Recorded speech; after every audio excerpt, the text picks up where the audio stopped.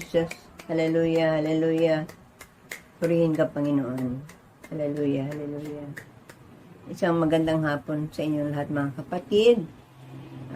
Isang pagkakataon naman itong binigay sa atin ng Panginoon para tayo ay makipag-communicate sa Kanya sa pagkakataon para makarinig ulit ng Kanyang mga salita, sa pagkakataon para maibalik sa Kanya lahat ng mga kabutihan na ginagawa niya sa ating buhay. Amen po. Kumusta po kayong lahat?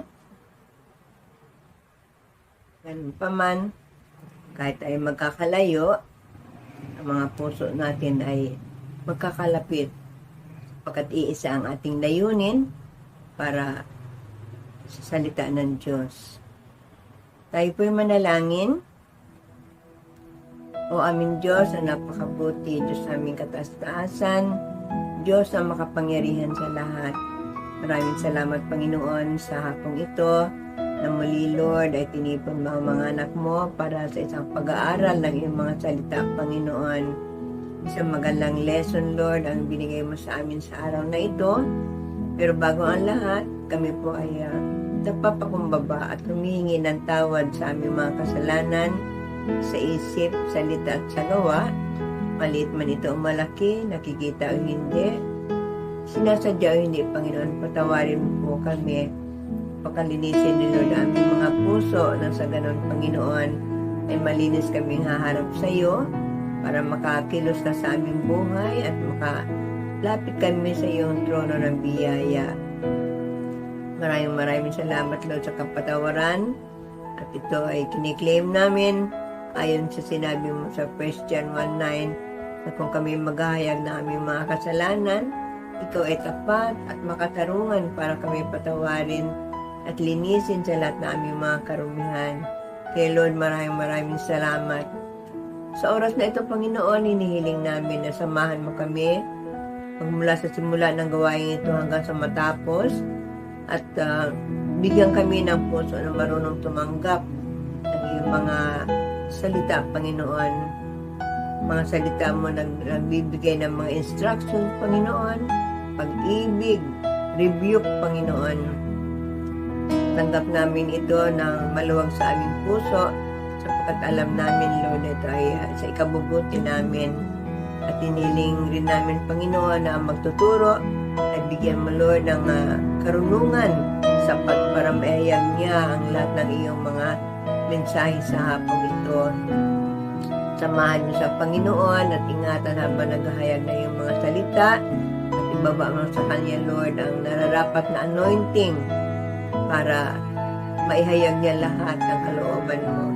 Maraming salamat, O God, at anumang tangka ng kaaway para guluhin ang gawain ito ay ginagapos namin, pinapalayas namin lahat ng mga samang espiritu sa lugar na ito. Wala kayong karapatan na guluhin ang gawain ito, sapagkat ito'y gawain ng Panginoon. Nung kayo sa impyerno, hindi kayo nararapat dito, at doon kayo nararapat. Maraming salamat, O God, at hiniling namin, at walang iba kundi ang pagbaba ng iyong Santong Espiritu, na siya namin magiging gabay, na magpapaunawa sa amin lahat, sa lahat ng iyong mga ituturo sa amin, tutulong sa amin para maipamuhay namin lahat ng salita na bibigay mo sa amin ngayon. Maraming salamat, O God, at ngayon pa lamang ay kiniklaim namin, Panginoon, na matagumpay ang gawain na ito. Maraming salamat, O God. In Jesus Christ's name we pray. Amen and amen. So, pray ng Diyos. Tayo po ay nasa 4th quarter pa rin. 4th quarter na, mga kapatid, di ba? Malapit na po tayo magtapos. Pero marami pang magagandang lesson na ibibigay sa atin ng Panginoon. Sa hapong ito, sa lesson 4 natin, ang title ng ating lesson ngayon ay Be Zealous. Zealous. Maging masigasig. Yan ang ibig sabihin. Maging masigasig. Tayo po'y magsimula sa pagbabasa ng ating text sa unang Pedro 3:13. Ang sabi po, at sino naman ang gagawa sa inyo ng masama kung masigasig kayo sa paggawa ng mabuti? So, yun po ang ating text. Sa hapong ito ay may ibig ipagawa sa atin ng ating Panginoon. Sinabi nga doon sa text na binasa natin, maging masigasig sa paggawa ng mabuti. Yun po ang ibig ng Lord sa atin ngayon. Maging masigasig tayo sa paggawa ng mabuti. Nakikita ng Panginoon ang panahon ngayon na hindi na kanais-nais. Amen po? Sa tingin ba natin ay may marami pang masigasig na gumawa ngayon ng mabuti? Yung panahon ngayon, marami pa kaya ang masigasig na gumagawa ng mabuti? Tingnan po natin sa 2 Timothy 3, verse 1 hanggang 4. Basahin ko po. Dapat mong malaman na sa mga huling araw ay magkakaroon ng mga kahirapan. So, tayo ngayon ay nasa huling araw at ramdam natin ang kahirapan ng buong mundo. Amen po? Ang mga tao ay magiging makasarili, sakim, sa salapi, palalo, mapagmataas, mapagsamantala, suwail sa magulang, walang utang na loob at lapastangan sa Diyos. Sila'y magiging malupit, walang habag, mapanirang puri, marahas, mapusok, at namumuhi sa mabuti. Sila'y magiging mga taksil, pabaya, mayabang, mahilig sa kalayawan, at walang pag-ibig sa Diyos. So ito po mga binasa natin ay larawan ng mundo sa ngayon. Kahit saan makikita natin ang ganitong mga klase ng mga tao. Mga makasarili, na walang ibang alam kundi ako, akin. Ganon ang mga tao makasarili. Wala silang pakialam sa ibang tao. Sila lang. Yun nga alam nila, ako, akin. Marami rin mga tao ang sakim sa salapi. Puro pera ang laman ng kanilang isip at puso. Nakakalimutan na ang spiritual na bagay, ang ibang bagay, no? Hindi lang spiritual, lahat. Puro pera lang ang nasa isip nila. At kahit sa masama, o kahit na masama ay gagawin nila, magkamal lang sila ng pera. Ganyan po ang picture ng mundo ngayon. Marami din ang mga palalo, mapagmataas, mayabang, yung puno ng pride. Yung lagi ko nga sinasabi na ang pride nila hanggang sa dulo ng kanilang split ends ng buhok. Ganon kataas ang mga tao ngayon.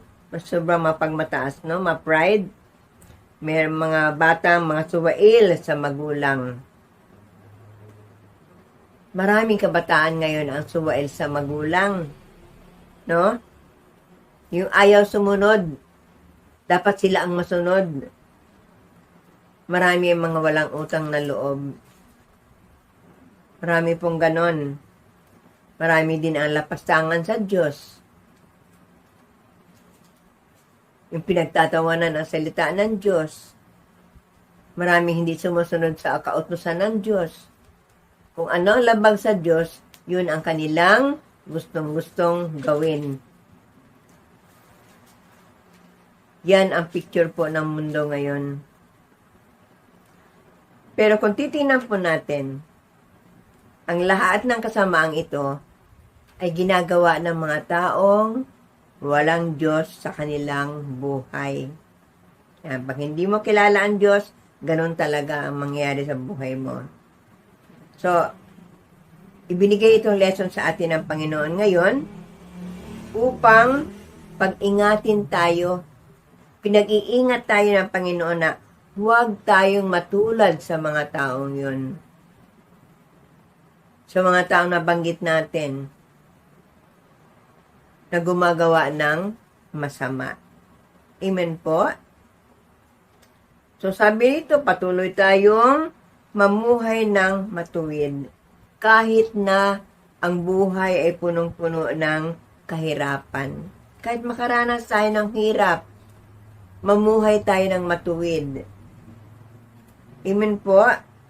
Sabi nga sa 2 Timothy 2:12 and 14, gayon din naman ang lahat ng nagnanais mamuhay ng matuwid bilang tagasunod ni Kristo Jesus ay daranas ng mga pag-uusig.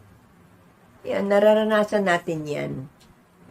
Inuusig tayo na, yan ba ang Diyos ninyo? Yan, ganyan ba ang mga anak ng Diyos? Naghihirap? No? Mga ganong salita. Pang-uusig yan sa Diyos eh. Tayo mismo inuusig at pag inuusig tayo, ang Diyos natin ang inuusig nila. Sabi pa, ngunit ikaw, magpatuloy ka sa mga aral na natutuhan mo at matibay mong pinaniniwalaan. So kung ano natutunan natin mula nung tinanggap natin si Jesus Christ sa ating buhay, yung mga pinag-aaralan natin tuwing Bible study, tuwing Sunday service, pinaniniwalaan natin yon. Magpatuloy po tayo sa ganong kalakaran. Pagpatuloy natin, pamuhay ang salita ng Diyos. Sabi nga, sapagkat kilala mo ang mga nagturo nito sa iyo. Siyempre, lahat ng katuruan na yun ay galing sa Diyos. Alam natin na ang Diyos ang nagtuturo sa atin.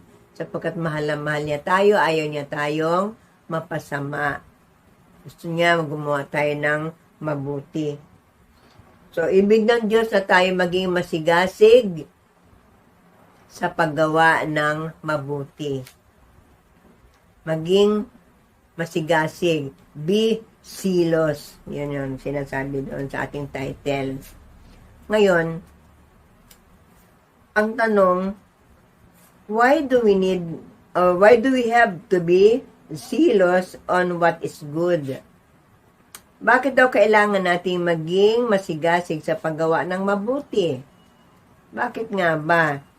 So, ito po ang mga sagot niyan.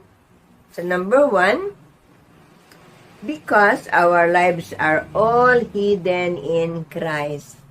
Our lives are all hidden in Christ. Ang buhay natin ay nakatago kay Kristo.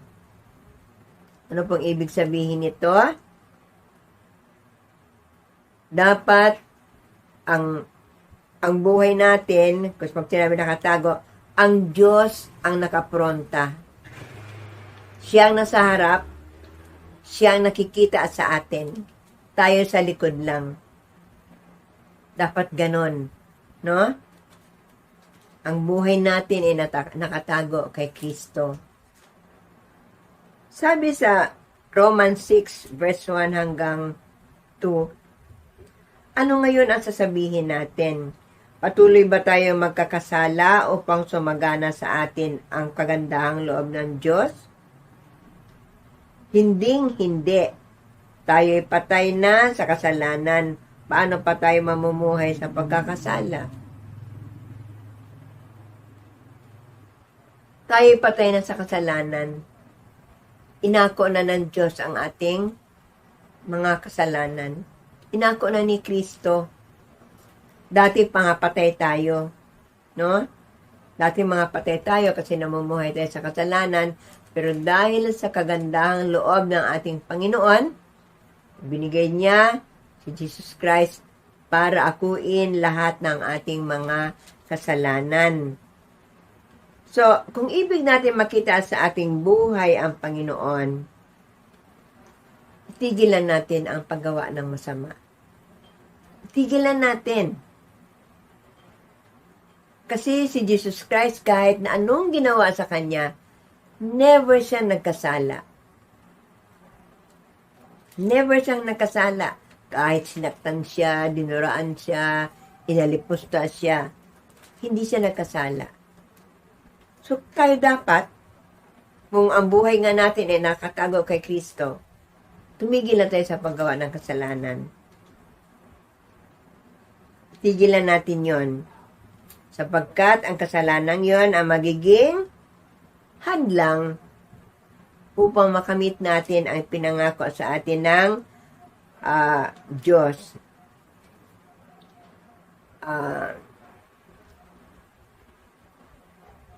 Magiging hadlang yon para makamit natin ang kagandahang loob ng ating Panginoon. At ang kasalanan yan, yung mga kasalanang ginagawa natin, ang magiging dahilan upang maging patay tayo sa paningin ng Diyos. Nabuhay na nga tayo eh. Binuhay tayo ng dugo ni Kristo. Bakit babalik pa tayo sa pagiging patay? Diba?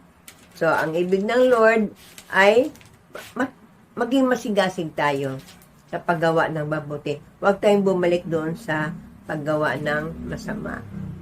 At sabi sa Colossus 3, verse 3 hanggang 4, sapagkat namatay na kayo at ang inyong buhay ay nakatago sa Diyos kasama ni Kristo. Ayan, napakaliwanag. Ang ating buhay ay nakatago sa Diyos kasama si Kristo. Si Kristo ang inyong buhay at kapag siya'y nabuhay na, mahayag din kayo ng kasama niya at makakahati sa kanyang kaluwalhatian.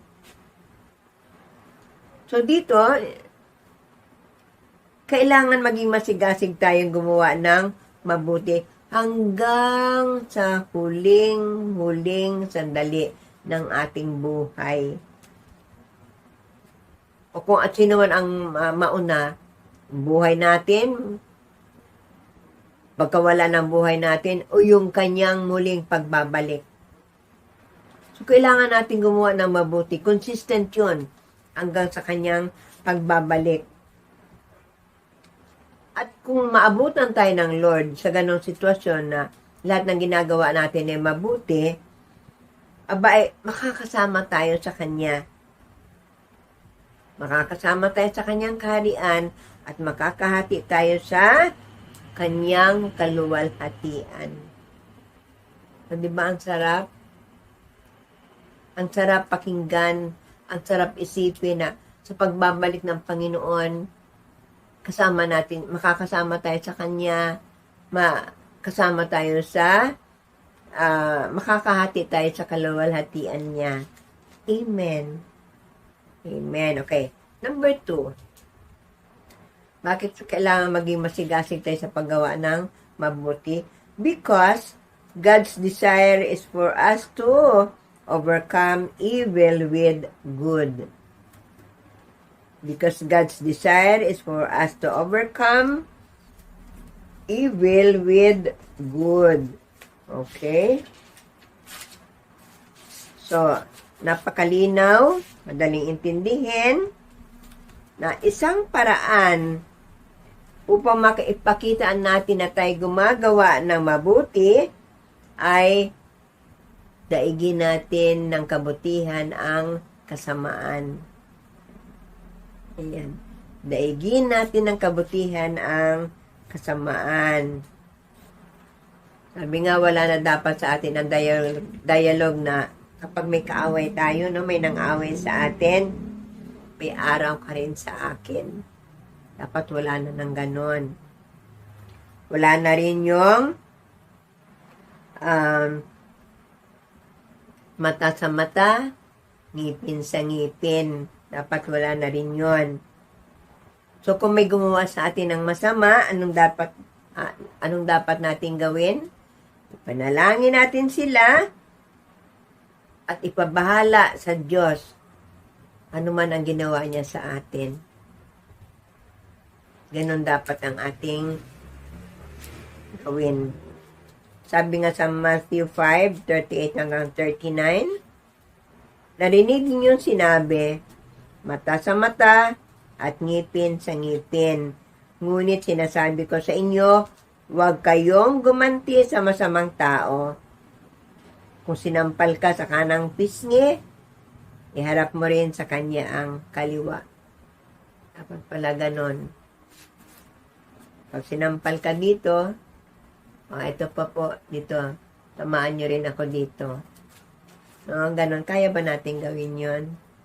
Ibig sabihin lang, kung ginawan tayo ng hindi maganda ng ating kapwa, wag na wag tayong gumanti. Diba sabi nga, vengeance is mine, not yours, says the Lord. Ang paghihiganti daw ay sa Diyos. Hindi natin trabaho yon. Amen. Okay, so, napakalinaw, wag tayong gumanti. Wag tayong gumanti. Instead, ay gantihan natin sila ng panalangin. Ayan. Mas ano yun eh. Kumbaga, mas maganda yun. Makakabuti pa nga sa atin yun eh.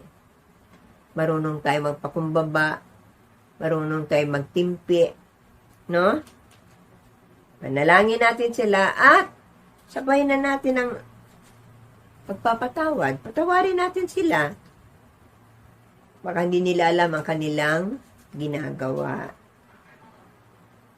Okay, sabi nga sa Romans 12, verse 17 and 21, huwag ninyong gantihan ang masama ang masama. Sikapin ninyong mamuhay ng marangal sa harap ng lahat ng mga tao. Huwag kayong magpadaig sa masama, kundi daigin ninyo ng mabuti ang masama. Ayan. Daigin ng mabuti ang masama. So, pag inaway ka ng kapitbahay, paano mo madadaig yung ganong ginawa niya? Magluto tayo ng ulam na masarap at i-share natin sa kanila. Dala natin sila ng merienda. Yun ay pagpapakita na wala sa atin yung ginawa niya. O di talo ngayon ang demonyo. Kasi pag nagalit tayo, ay tuwang-tuwa ang demonyo niyan. So, yay! Pumatol sila. Mga ganon. So, kapag ginawa natin yun na batiin natin sila. Parang wala kang narinig. Parang walang nangyari. Magtataka sila, bakit ganon? Eh kasi ang nasa harap natin ay ang Panginoon. Ang Panginoon ang mag-guide sa atin. Okay. And number 3, because God wants us to be fruitful in every good work. Maging fruitful na tayo. Maging mabunga. No? Ibig niya ng Diyos na maging mabunga tayo sa mabubuting gawa. So, more on mabubuting gawa talaga. Huwag na natin isipin na gumawa ng mali. Kalimutan na natin yung mga paggawa ng mali na yan. So, dito, kung may malalim tayong pagkakilala sa ating Panginoon, alam natin ang kanyang karakter, no? Ano nga ba ang ating Panginoon? Bigyan natin ng pahapyaw lang. Ang ating Diyos ay mahabagin, matulungin, no? Bukas palad sa pagtulong. Kaya dapat ganun din tayo. Maging mahabagin tayo sa mga taong mas less pa sa atin. Tulungan natin sila at maging bukas palad tayo sa pagtulong. Ganun dapat ang ating ginagawa. Sabi nga sa Colossus 1 verse 10, sa gayon, makakapamuhay na kayo ng karapat-dapat at kalugod-lugod sa Panginoon, sagana sa lahat ng uri ng mabubuting gawa, at lalawak ang inyong pagkilala sa Diyos. Ayan. Lalo natin makikilala ang Panginoon sa pamamagitan ng paggawa ng mabuti. Usugin natin ang buhay natin ng mabubuting gawa hanggang sa pagbalik ng ating Panginoon. Ayan. Sabi po sa Hebrews 13:2, palaging maging bukas ang inyong mga tahanan para sa mga taga-ibang bayan. May ilang tao noon na nakapagpapatuloy ng mga anghel lingid sa kanilang kaalaman. So, nung panahon pa ng mga ninuno natin, nila Abraham, nila Isaac, may mga nangangatok, no? Nangangatok sa mga bahay-bahay. May mga nagpapatuloy. Talagang nagpapatuloy sila. And later, malalaman nila na yung mga pinatuloy pala nila ay mga anghel. Ngayon, sa panahon natin ngayon, may mga nangangatok din sa ating mga bahay. Pag tinanong mo, ano po yun? Ay, humihingi po ako ng tulong kasi si ganito, namatay yung kamag-anak ko, nasunugan kami, ganon-ganon, dami mga dahilan, may dalang mga reseta, yung mga ganon. Kayo po ba ay nagbibigay? Sa panahon ngayon na napakarami ng masama sa paligid natin, marahil pwede rin naman tayong magbigay. Yung abot ng ating kakayahan, yung maluag sa ating puso. Pero kung gusto mo magbigay ng 500, bakit hindi? Kung maluag na maluag ang budget mo, at maluag sa puso mo, walang masama doon. Pero kung mayroon ka lang dyan na 20 pesos, 10 piso, pero yun lang talaga, pero gusto mo makatulong, kasi yung mga maliliit na yung maliliit na halaga na yan, pag pinagsama-sama nila yan, ay dadami din. No? At dahil ngayon ay hindi tayo nakakasiguro sa panahon, huwag na lang natin silang patuloyin sa bahay natin. Kasi marami din ng mga scammer. Pag pinatuloy mo, pwede kang tutukan ng, marami tayong mga nababalita ang ganon, tutukan ka na lang nila, at pwede ka pang patayin. So, hanggang doon na lang muna sila. Magbigay tayo. Hanggang doon lang sa gate. Hindi naman siguro masama na yon. Nagbigay ka, gusto mong tumulong. Pero, maging wise din po tayo. No? Maging wise. Sige, wise na lang ang gamitin natin salita. Maging wise tayo kasi mahirap na rin po ngayon ang panahon. Sa daming tao na naghihirap, iba nakakaisip na gumawa ng masama. Amen po. So, kumbaga, magbigay tayo. Kasi yun ang kalooban ng Diyos eh. Yun ang ibig ng Diyos. Tayo ay tumulong, maging bukas ang palad natin, maging maawain tayo sa mga nangangailangan. Kasi minsan tayo rin na nangangailangan eh. Baka pag dumating ang panahon na tayo rin ang manghingi,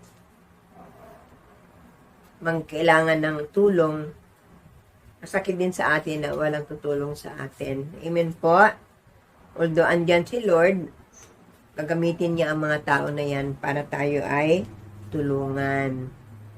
Okay, so alam na natin bakit kailangan natin masigasig sa paggawa ng masama. Ngayon naman, paano maging masigasig sa paggawa ng mabuti? How to be zealous on what is good. Okay, number 1. Focus on God's goodness. Focus on God's goodness. Alam natin, ibig sabihin ng focus, doon tayo nakatuon.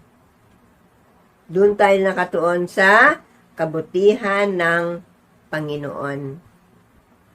Ayan. Yun ang lagi nasa isip natin. Sabi nga sa Psalm 23 verse 6, kabutihan at pag-ibig mo sa akin di magkukulang. Siyang makakasama ko habang ako'y nabubuhay at magpakailanmay sa bahay ni Yahweh mananahan.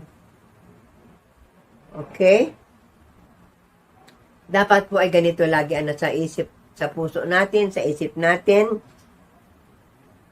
lahat ng kabutihan na ginagawa ng ating Panginoon. Ayan.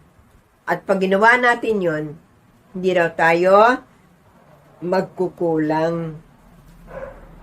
Ayan. Dahil sa pag-ibig ng Panginoon sa atin, hindi tayo magkukulang. At kung lagi tayo nakafocus sa ating Panginoon, no? Yun lang iniisip natin, ang ating Panginoon, ang kabutihan niya, tayo'y mamumuhay sa tahanan niya. Pagdating ng takdang panahon, doon tayo sa langit mamumuhay. Kasi lahat ng ginawa natin ay mabuti. Sabi sa Romans 2 verse 4, O hinahamak mo ang Diyos sapagkat siya'y napakabait, matiisin, at mapagpasensya. Hindi mo ba alam na ang kabutihan ng Diyos ang umaakay sa iyo upang magsisi at tumalikod sa kasalanan? So, alam natin na tunay na napakabuti ng Diyos. Amen po mga kapatid. Siya'y napakabait. Napakabait ng ating Panginoon. Matiisin, no? Mapagpasensya. Kaya ba natin gawin yun, mga kapatid? Ang mga katangian ito ng ating Panginoon ang magtutulak sa atin upang lalo tayong gumawa ng mabuti. Ayan. Sa lahat ng tao, sa lahat ng panahon. Huwag tayong mamili ng mga taong ginagawa natin na mabuti sa lahat ng tao. Amen po? At sa lahat ng oras. Okay, number 2. Learn to do good. Learn to do good. Pag-aralan daw natin na gumawa ng mabuti. Okay. Kung nakasanayan natin, hindi natin ginagawa yan, pag-aralan po natin. Sabi po sa Isaiah 1:17, pag-aralan ninyong gumawa ng makatuwiran, pairalin ang katarungan, tulungan ang naaapi, ipagtanggol ninyo ang mga ulila, at tulungan ang mga biyuda.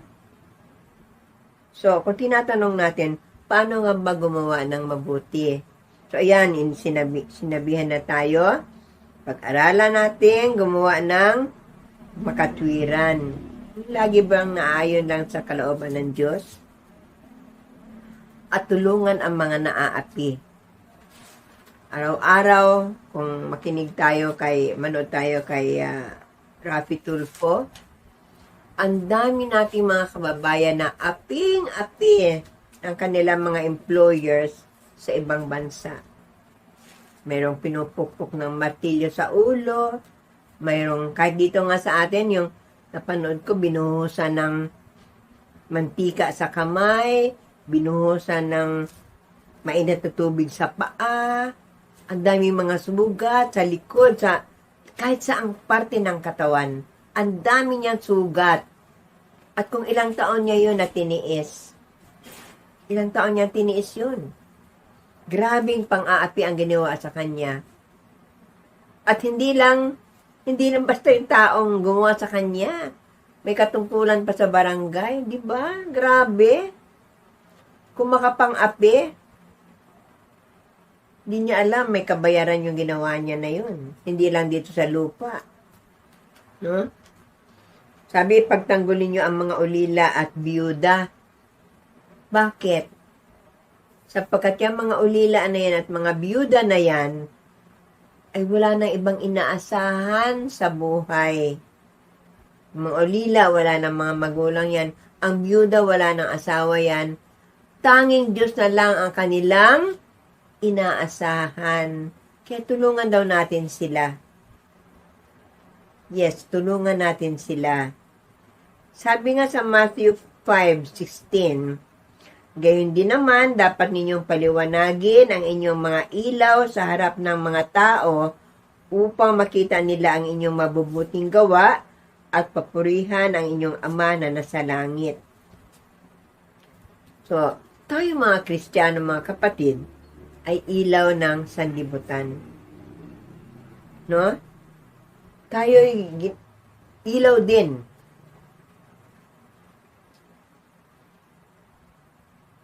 Kailangan ng ilaw natin ay nag-iilaw, no? Sabi nga dito, ulitin ko, paliwanagin ang inyong mga ilaw sa harap ng mga tao upang makita nila ang inyong mabubuting gawa. So, dapat nag-iilaw tayo. Nag-iilaw tayo. Sa pamamagitan ng paggawa ng mabuti sa ating kapaligiran. Sa mga tao na kapaligid sa atin. Ang binigay kong example dito,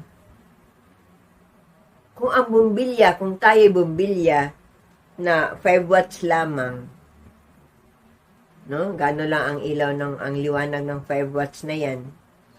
Sa bawat paggawaan natin ng mabuti ay nagliliwanag yung 5 watts na yan, nadadagdagan ang liwanag niyan. Nagdadagdag sa bawat mabuting gawa natin ay nagliliwanag yan. Ayan. Nakikita ng mga tao kung gaano ka bilang Kristiyano. Na gumagawa ka ng mabuti sa iyong kapwa. Tumutulong ka. Hindi ka nang aapi ng kapwa. No? Inaaway ka na ng kapitbahay, hindi ka kumikibo at hindi ka nang aaway in return. Hindi ka gumaganti. Amen, mga kapatid. Doon tayo nag-iilaw. Huwag yung, kung ang bumbilya mo ay 25 watts, bumababa ang kislap noon. Hanggang mauwi na lang sa 5 watts yun, yung 25 na yun. Dahil, gumagawa ka ng hindi mabuti sa iyong kapwa. Diba? So, kailangan mag-ilaw tayo. Magliwanag tayo sa ating kapaligiran, sa mga taong nakakakilala sa atin.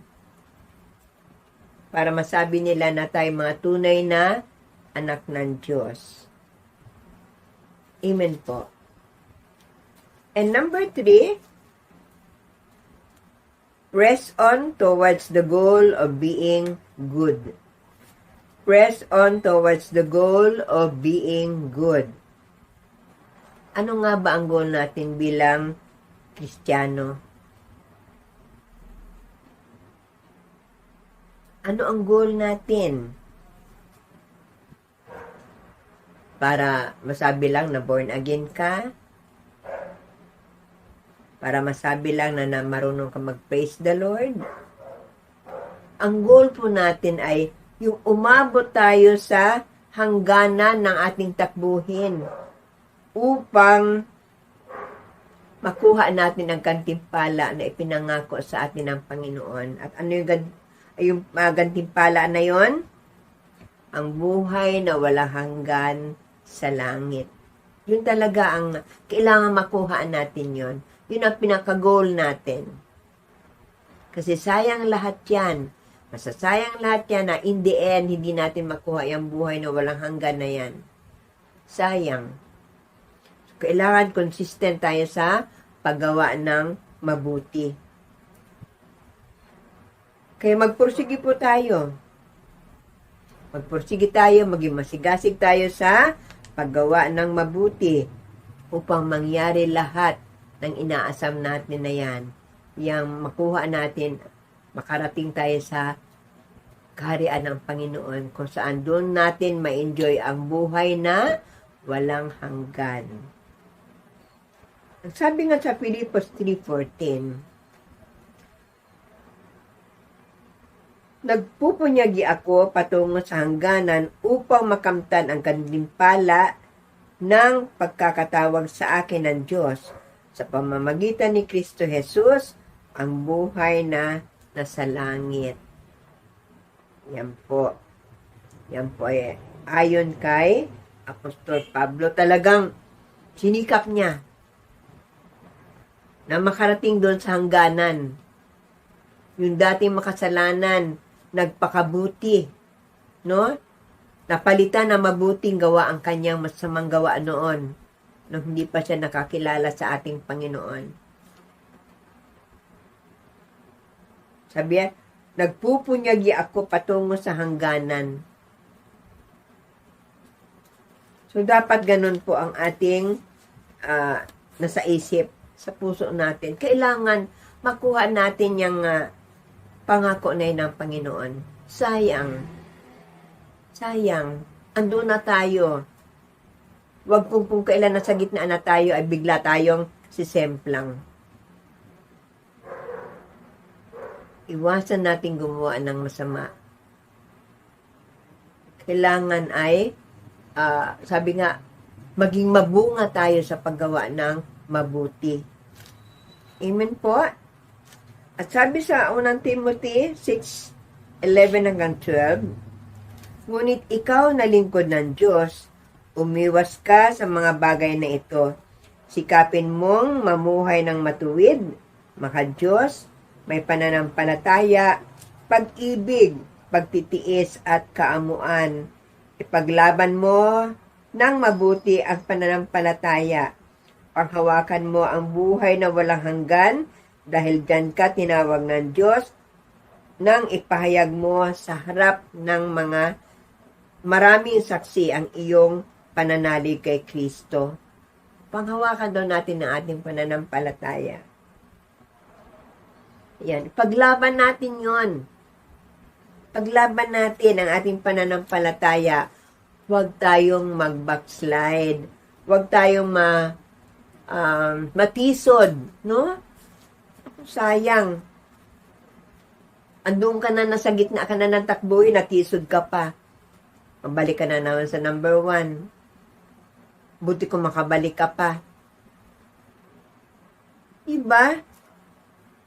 Kailangan ipaglaban natin itong pananampalatayang tinanggap natin. Ang kaligtasan na tinanggap natin sa Panginoon. Ipaglaban natin ito na hanggang sa dulo ng takbuhin ay manatili tayong gumawa ng mabuti. So bilang mga anak ng Diyos, iwasan natin lahat yan, paggawa ng masama. Iwasan po natin. Bagkus ay pilitin natin gumawa ng tama, ng mabuti. Mamuhay tayo ng matuwid. Ang ibig sabihin ng mamuhay ng matuwid, lahat ng katuwiran, lahat ng kabanalan, ayan na ipamuhay natin. May matatag na pananampalataya. Huwag yung pananampalataya nagigewang-gewang. No? Yung pananampalataya na puno ng pagdududa. Magtiwala tayo sa ating Panginoon. Magtiwala tayo sa ating Panginoon na hindi natin nakikita. Amen, mga kapatid. Sa Kanya tayo maniwala. Umasa. No? Sabi, maging matiisin tayo. Diba? Sinabi sa Matthew 24:13, ang makapagtiis, ang makatiis hanggang wakas, ang siyang maliligtas. Pag-aralan nating magtiis. Naranasan ko na yung magtiis. Kung maalala ko yung salitang magtiis. Nakaranas kami niya ng aking mga anak. Nung sila'y mga nag-aaral, grabe talaga. Pero wala yon sa pagtitiis ng nangyari sa ating Panginoon. Nangingiti na lang kami ng mga anak ko pag napag-uusapan namin yung sobrang pagtitiis na yan namin. Naranasan namin yan. Wala na yung ama nila. Kasi maliliit pa sila nung mawalang ama nila. Naranasan namin yun nung college na sila. Grabe talaga. Pero nakakatuwa. Nalagpasan namin yun dahil sa habag at kagandahang loob ng Panginoon. Pero wala pa tayo. Malayo pang takbuhin natin, no? Kasi ang purpose natin dito ay pressing towards our goal, no? Makamit natin ang pinangako ng Diyos na buhay na walang hanggan sa langit. Amen. Now, huwag din natin kaligtaan, no? Mga kapatid, na ibalik ang kabutihan ng Diyos sa pamamagitan ng pag-share ng kanyang mabuting balita sa mga nangangailangan ng kaligtasan. Doon sa mga hindi pa nakakakilala sa Panginoon. Doon sa mga taong punong-puno ng pagdurusa na parang wala na silang pag-asa, na parang hindi na sila mabubuhay sa kinabukasan. Share natin ang kabutihan ng Panginoon. Kung paano tayo nakalagpas sa mga ganong pagsubok, i-share natin yon. Na hindi dahil tayo ay magaling magtrabaho, magaling tayong magsalita. Nalagpasan natin yun dahil sa gabay ng ating Panginoon, sa tulong ng ating Panginoon. Mga ganong kasimpleng mga sharing, yung tunay na nangyari sa ating buhay, ay malaking bagay yun para maunawaan nila kung gaano ka buti ang ating Panginoon, kung paano siya kumikilos sa ating buhay. Amen. So, pilitin natin, mga kamag-anak natin, mga kakilala natin, kapitbahay natin, mga friends natin, mga kumari natin, dali natin sila lahat sa paanan ng Diyos. Doon matutuwa ang ating Panginoon. Yun ang pinakamaganda nating ginawa. Pinakamabuting ginawa natin sa ating pagiging Kristiyano. Ang magdala ng mga kaluluwa sa paanan ng Diyos. Ayan, amen po. And number 4, be filled with the Holy Spirit. Be filled with the Holy Spirit. So, ito po ay hindi mahirap gawin. Kasi nasa atin na yan eh. Nasa atin na po ang Holy Spirit nung tinanggap natin si Jesus Christ sa ating buhay. Sabi nga sa Acts 1 verse 8, subalit, tatanggap kayo ng kapangyarihan, pagbaba sa inyo ng Espiritu Santo, at kayo magiging mga saksi ko sa Jerusalem, sa buong Judea at sa Samaria, at hanggang sa dulo ng daigdig. Ayan. Nung bumaba sa atin ang Holy Spirit, nagkaroon tayo ng kapangyarihan. So, kung dati mahiyain ka sa pag-share, because of the presence of the Holy Spirit sa buhay mo, aba, ay ang galing mo magsalita ngayon. Magaling ka mag-share, no?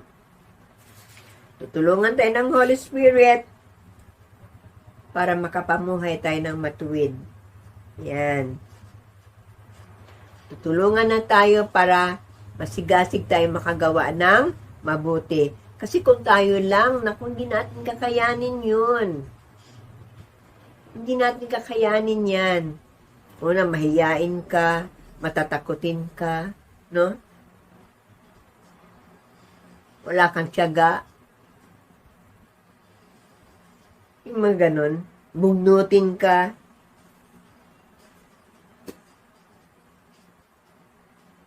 tamad ka, no? Tamad ka mag-share. Pero dahil sa Holy Spirit, na wala lahat yun, siya ang tutulong sa atin para makagawa tayo ng mabuti. Sabi nga sa Efeso 5 verse 18, huwag kayong maglalasing sapagkat sisirain lamang yan ang inyong buhay. Sa halip ay dapat kayong mapuspos ng Espiritu. Yan.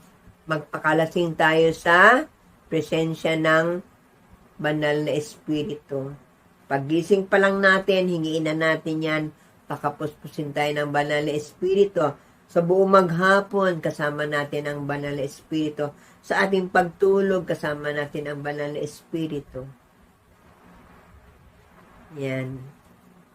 Para lahat ng ating mga ginagawa ay nasa tama. Mabuti.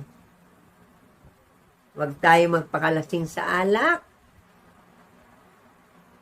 Sa mundo ngayon, ang dami nagpapakalasing sa alak. Lalo na ngayon na pwede na naman.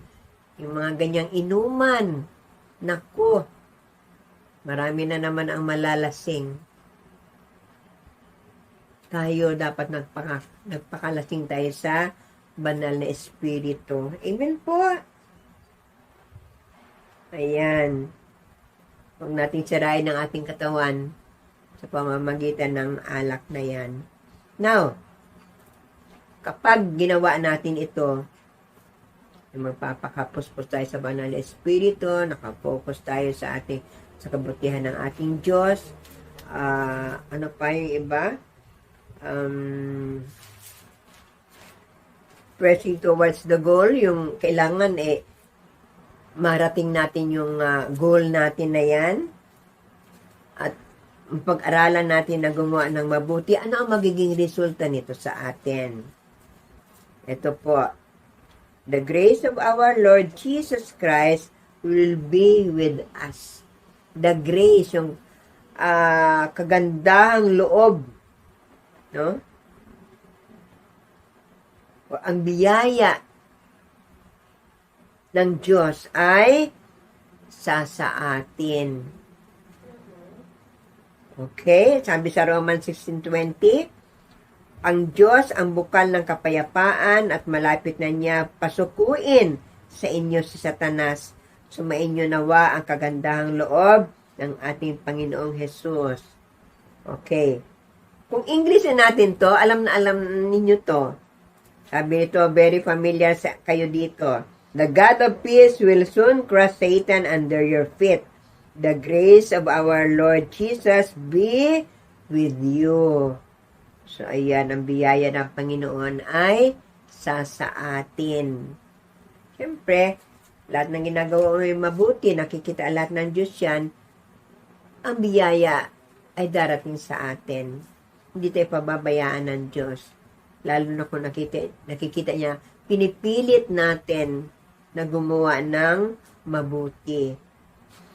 Okay, so, bilang pagtatapos, walang sino man, no? Walang sino man na mananakit sa atin kung tayo ay gumawa ng mabuti. Walang pipigil sa atin. Hindi nila tayo sasaktan kapag tayo gumawa ng mabuti. Sa halip, pagka tayo gumawa ng mabuti, ay bubuti ang ating buhay. At, ano pa,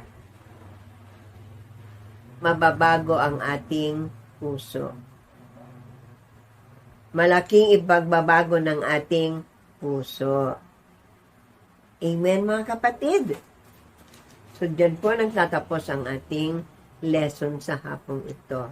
Papurihin natin ang ating Panginoon at nawa ay meron tayong naintindihan, nawa natin yung ibig ipagawa sa atin ng Panginoon at gawin natin, mga kapatid. pamuhay natin yung itinuro niya ngayon sa atin.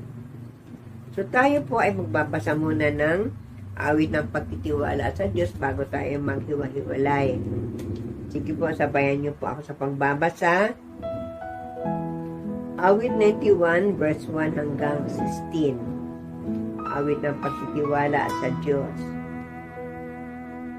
Siyang naghahangad ng pagkupkup ng kataas-taasan at nananatili sa kalingan niyong makapangyarihan, makapagsasabi sa kanyang Panginoon, "Mug katahanan, ikaw ang aking Diyos, ang Diyos na tangi kong pinagtiwalaan." Ika'y ililigtas niya sa panganib sa umang nabitag, at kahit anumang mabigat na salot, di ka magdaranas. Lulukuban niya sa lilim ng kanyang malabay na pakpak. Sa kalingan niya ay natitiyak mo na ikaw ay ligtas. Iingatan niya at ipagsasanggalang pagkat siya ay tapat. Pagsapit ng gabi, di ka matatakot sa anumang bagay, maging sa gagawing biglaang paglusob pagsapit ng araw. Ni sa ano pa mang darating na salot pagkagat ng dilim, di ka matatakot sa kasamaan mang araw kung dumating. Kahit na mabuwal sa iyong harapan ang 1,000 tao, sa iyong paligid ang bilang ng patay maging 10,000, di ka matatakot at natitiyak mong di ka maaano. Ika'y nagmamasid at sa panonood iyong mamamasdan, iyong masasama ay makikita mong pinarurusahan. Sapagkat si Yahweh ang iyong ginawang tagapagsanggalang at ang pinili mo mag-iingat sa iyo'y kataas-taasan. Di mo aabuti ika'y mapahamak at walang daratal kahit anong uring mga paghihirap sa iyong tahanan. Susubuin niya ang maraming anghel, silang susubaybay, kahit sa ang dako ikaw maparoon, tiyak iingatan. Sa kanilang palad ay itatayo ka't sila magtataas, nang hindi masaktan ang mga paa mo sa batong matalas. Kahit natapakan mo ay mga leon, ahas na mabagsik, di ka maaano sa mga serpiente at liyong mapabangis. Ang sabi ng Diyos, aking ililigtas ang tapat sa akin, at ingatan ko ang sinumang taong ako'y kikilanlin. Pag sila'y tumawag, laging handa ako na sila'y pakinggan, aking sasamahan at kung may hilahil ay sa saklolohan. Aking ililigtas at ang bawat isa ay pararangalan, sila'y bibigyan ko at gagantimpalaan ng mahabang buhay at nakatitiyak ng tatamuhin nila'y kaligtasan. So, yan po ang ating awit 91. Tayo po'y manalangin. O aming Diyos na napakabuti, maraming salamat, Panginoon, na sinamahan mo kami sa hapong ito. Tunay nga, Panginoon, na napakabuti mo, tinuruan mo kami at pinaalala sa amin na kailangan namin maging masigasig sa paggawa ng mabuti hanggang sa iyong muling pagbabalik, Panginoon, nang sa ganon ay makasama kami sa iyong kaharian at makahati kami sa iyong kaluwalhatian, Panginoon. Thank you so much, Lord. Nawa ang lahat ng tinuro mo sa amin ay may pamuhay namin, samahan kami ng Holy Spirit para may pamuhay namin ang lahat ng salita mo, Panginoon. Thank you so much, Lord. Thank you, Panginoon, sa iyong kabutihan, Panginoon. And I pray, O God, sa mga anak mo sa Mandarin at sa Kadiliran Extension Bible Cell, na patuloy mo silang pagpalain, Panginoon. Pagpalain sila sa lahat ng antas ng kanilang buhay, sa kanilang kalusugan, sa kanilang paghahanap buhay, sa kanilang mga negosyo, Panginoon. Pagpalain mo sila, Panginoon, ng good health. Naway walang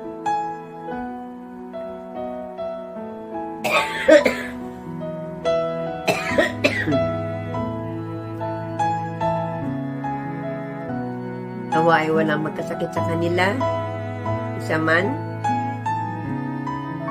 Kung meron mang nangihina, Lord, palakasin mo sila. Yung mga may problema, Panginoon, tulungan mo silang masolve ang kanilang mga problema. Pagkat alam namin, Panginoon, kayo ang aming problem solver. Kayo ang taga-solve ng aming mga problema, Panginoon. At pinanghawakan namin, Lord, ang iyong pangako na hindi mo kami pababayaan. Kaya, Lord, maraming salamat. Maraming salamat, O God. Maraming salamat, Panginoon. In Jesus Christ's name, we pray. Amen and amen. So, purihin natin ang ating Panginoon. So, bago po tayo maghiwa-hiwalay, meron pong gusto ipaalala sa atin si Sister Cora. Kung malala ninyo, nung tayo pa ay nag-church, pag December meron tayong Give Love. Alala niyo po yun? Pag yun ay naipon, may mga family po na nabibigyan ng konting pamasko. In kind po yun. So, gusto nilang buhayin ulit yun kasi parang noong isang taon na hindi nila nasabi yun. So, bubuhayin ulit yung Give Love natin na yan kasi maraming mga pamilya ang nangangailangan ng tulong. Yun nga lang, mahirap kasi nga layo-layo tayo. Hindi ako nakakapunta dyan, pero tingin ko sa panahon ngayon, pwede na akong pumunta dyan para puntahan yung inyong Give Love, no?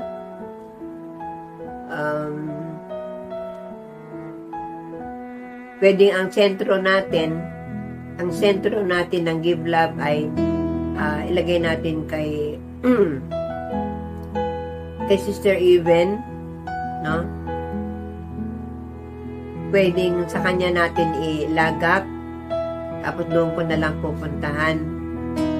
Pati yung ating love gift kay Pastor, pwede ko na rin puntahan doon. Ang love gift natin ngayon kay Pastor ay sa Thanksgiving, no? Hanggang kasi ang dapat ay, ang Bible study Thanksgiving ay sa December 5. Hanggang sa December 5 yon. Ang Give Love naman ay pwede later na yon. Pwede natin isabay para isang puntahan ko na lang. Ako na lang po ang pupunta. Diba sabi ko last week ay ipapadala through GCash kay Sister Marites. Bigyan na lang po natin kay Sister Even at saka ako na lang po ang pupunta. Ako na lang po ang pupunta para pwede nga lang baybayin ko kayo para makita ko kayo Malaman nyo po yun, malalaman nyo po kung magbabahay-bahay ako. Tanda ko pa kaya ang mga bahay ninyo? Tagal na natin hindi nakita. Ang tagal ng panahon na hindi ako nakakapunta sa inyo. Gusto ko na kayo makita sana. So, tingnan po natin kung paano ko gagawin. Medyo pa naman sa December 5 pa naman yung yung love gift natin kay Pastor. Yung ibibigay nyo at yung ibibigay ko, samahin natin galing sa Mandarin. Ngayon yung dito sa Adelina Extension, madali na lang yun kasi andito lang naman kami. Madali na lang silang ikutan. Amen po. So, ganun na lang po. Huwag natin kalimutan yung ating Give Love para yun sa mga kapatiran nating talagang nangangailangan. Tumulong po tayo. Hindi naman kailangan na magbigay ka ng napakalaki. Kung ano lang yung galing sa puso mo, yung malit mo ibibigay, ay pagsamasamahin yun, makakadagdag yun. Pero kung talagang blessed na blessed ka, okay lang naman na magbigay kayo ng yung talagang kaya ninyo galing sa puso. Amen po. So, dyan ulit sa ating screen, makikita nyo yung ating tithes. Pagbibigay naman ng tithes, huwag natin kalimutan. Kasi kailangan yun. At yun ay talagang ating obligation ang magbigay ng ating ikapo. So, pwede nyo nang kopyahin na yan para hindi nyo na isulat nyo na lang lagi kung paano nyo ipapadala yung inyong tithes, no? Doon yun na malalaga kila pastor. So, hanggang doon na lang po. At parang tingin ko ay malapit na tayong mag-church ulit. Patuloy lang nating ipanalangin kay Lord na matapos na ito. Sa balita, paunti na ng paunti ang mga COVID cases. Diba nga, wala nang laman daw yung kanilang mga extrang mga rooms, no? Wala nang kagabi sa balita, konti na lang. So, araw-araw, kung paunti na paunti, malapit na tayong babalik sa church at magkita-kita na rin talaga tayo. So, sabi nga, konting kembot na lang, magkikita na rin tayo. Sige po mga kapatid, hanggang dito na lang ulit tayo. See you on Saturday ulit. God bless you all. I love you with the love of the Lord. Lahat po kayo mahal ko. Bye-bye po. Bye-bye po. I love you all with the love of the Lord. God bless po.